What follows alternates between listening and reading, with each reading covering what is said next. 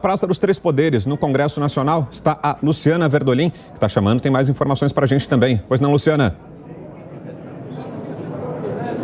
Olha, Vitor, já aumentou bastante o número de pessoas aqui dentro do Congresso Nacional. Representantes de autoridades, de chefes de Estado estrangeiros já começaram a chegar para a posse que oficialmente começa daqui a pouco, às 3 horas da tarde. Como a gente já está acostumado aí com os governos anteriores do presidente Lula, deve ter quebra de protocolo aqui na chegada ao Congresso Nacional. O cerimonial do Senado já avisou que a expectativa é que não deve ocorrer, por exemplo, a tradicional salva de 21 tiros de canhão, que normalmente finaliza a questão, a posse, a solenidade aqui dentro do Congresso. A outra quebra de protocolo, a outra novidade é que as esposas de Lula e do vice Geraldo Alckmin, Rosângela da Silva e Lu Alckmin, elas vão subir a rampa aqui do Congresso Nacional na frente dos maridos e não atrás, como normalmente costuma acontecer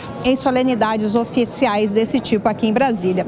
Também está sendo esperada, segundo o cerimonial aqui do Congresso Nacional, a participação daquela... Acho que está travando um pouquinho. Oi, Luciana, pode concluir. Travou um pouquinho o seu áudio, mas agora já voltou. Ou não, talvez não tenha voltado. Daqui a pouquinho a gente retoma o contato com a Luciana, que vai trazer para a gente mais informações. Ela está lá no Congresso Nacional e falando sobre os protocolos que serão seguidos. Houve mudanças significativas feitas pelo cerimonial em relação ao que tivemos em outras posses presidenciais. Agora sim, Luciana Verdolim está de volta. Oi, Luciana. Olha, o nosso retorno aí caiu, não sei o que eu já tinha avisado, já tinha dito, mas vamos de novo então. Aqui na chegada de Lula ao Congresso Nacional.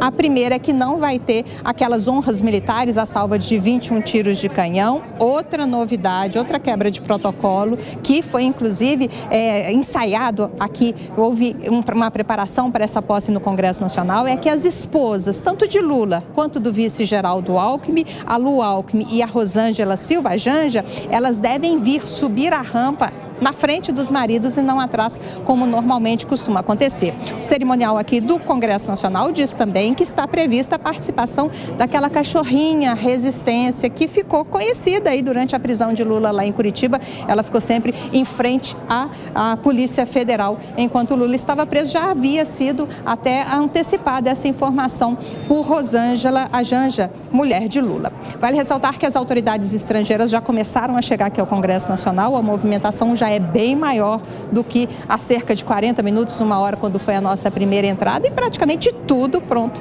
para a posse de Lula, aqui prevista para as 3 horas da tarde, 50 minutos a previsão de participação de Lula aqui no Congresso Nacional, o primeiro discurso que ele vai fazer já depois de assinar a posse, o termo de posse oficialmente aqui no Congresso Nacional. Perfeito. Luciana Verdolim, obrigado pelas informações. Você volta daqui a pouquinho. Até já. Agora, Coronel Gerson Gomes e professor Marcelo Suano, que seguem com a gente aqui nos comentários. Coronel, queria uma análise do senhor sobre esse gesto de Lula, A Luciana explicou pra gente que a primeira-dama, Rosângela Silva, terá um protagonista, Tanto ela quanto a esposa do vice-presidente eleito, Geraldo Alckmin, Lu Alckmin, terão um protagonismo, elas caminharão à frente dos maridos. Seria já uma tentativa de manter em alta esse tema que Lula tem tocado bastante, um tema sobre o qual ele tem se aproveitado bastante, que é o papel das mulheres. Ele destacou durante o anúncio de ministros o protagonismo das mulheres, a presença feminina na equipe dele. Durante a eleição, ao contrário, fez muitos ataques ao ex-presidente Jair Bolsonaro, apontando que ele seria um inimigo das mulheres, teria uma reprovação do eleitorado feminino. Seria esse gesto na cerimônia de posse também uma tentativa de Lula de seguir nessa toada, de continuar batendo nessa tecla, Coronel?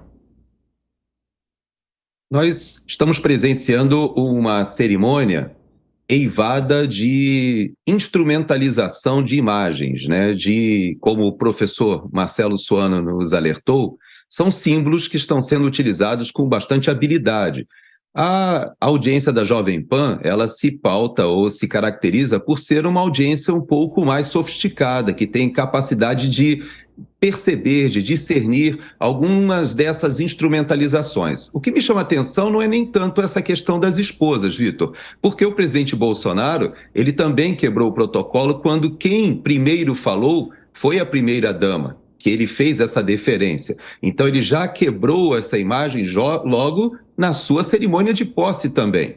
Mas o que me chamou mais atenção foi a quebra do protocolo, retirando as homenagens militares. Talvez seja prematuro nós falarmos, mas talvez seja alguma coisa já naquela esteira do que falou o ministro Fachin, lá no período ainda quando ele presidiu o Tribunal Superior Eleitoral, quando ele dizia que era necessária a presença de forças desarmadas ali, e não das Forças Armadas, fazendo um trocadilho, uma provocação sobre a presença das Forças Armadas que foram convidadas pelo ministro Barroso a integrarem a equipe que falaria ou que ajudaria na transparência das eleições.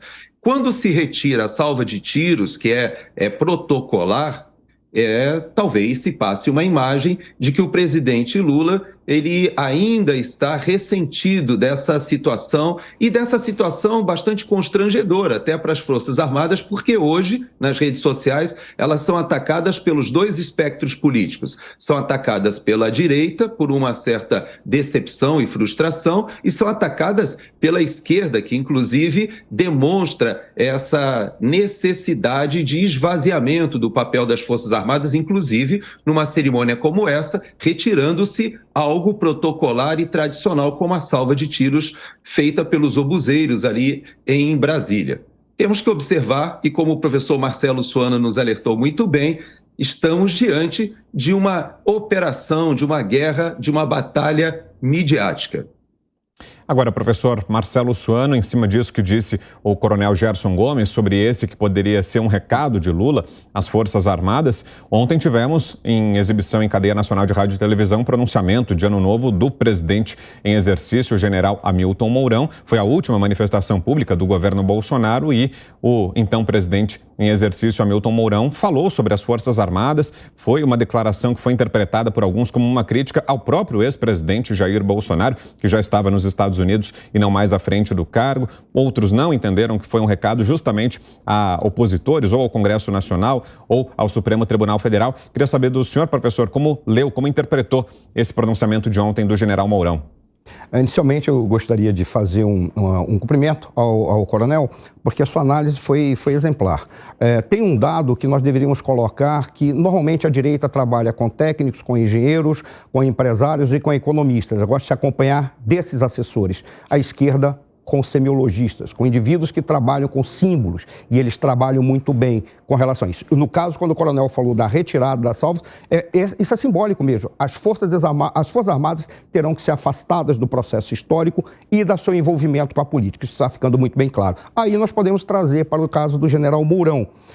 O general Mourão, para mim, é até um tanto difícil fazer qualquer comentário acerca dele, pelo carinho, respeito, admiração que eu tenho pelo general Mourão. No entanto, o que me pareceu ali? O general Mourão está acreditando que é possível que haja o surgimento de novas lideranças à direita. E ele acredita que ele possa ser um desses líderes, ou uma dessas lideranças, que irá conduzir o processo histórico no Brasil. O grande problema é que, como o coronel Gerson falou, o general está sendo muito criticado. Ele está sendo criticado nos dois espectros, eu creio. Não sei se foi o coronel Gerson que falou ou foi você, Vitor. Ele está sendo criticado pelos dois espectros. E tem uma regra da política, não é o que eu estou dizendo, mas é o que está sendo apresentado nas redes sociais, que é uma regra da vida, não é da política. Deseja-se a traição, despreza-se o traidor.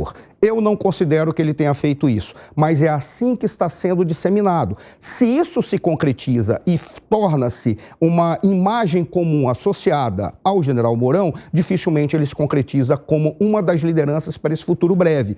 Espero que ele tenha um grande projeto e uma grande ação de opositor ao governo que virá, com todo o respeito, dedicação e toda a institucionalidade que é necessária. Mas não foi muito bem aceito pela sociedade, tanto pelos críticos que já o faziam, agora pelos críticos à direita, que simplesmente dizem que ele poderia ter utilizado outros termos, dentre eles ter poupado o presidente da República, porque é assim que se associou no seu discurso, ter poupado o presidente da República de uma culpa única, quase, pelo processo que decorreu nesses últimos meses aqui no Brasil. Professor Marcelo Suano e o coronel Gerson Gomes seguem aqui com a gente. É só o início da nossa cobertura especial, um domingo de muita informação para você aqui na Jovem Pan News. Ao longo de toda a tarde você vai acompanhar a cerimônia que começa em instantes em Brasília.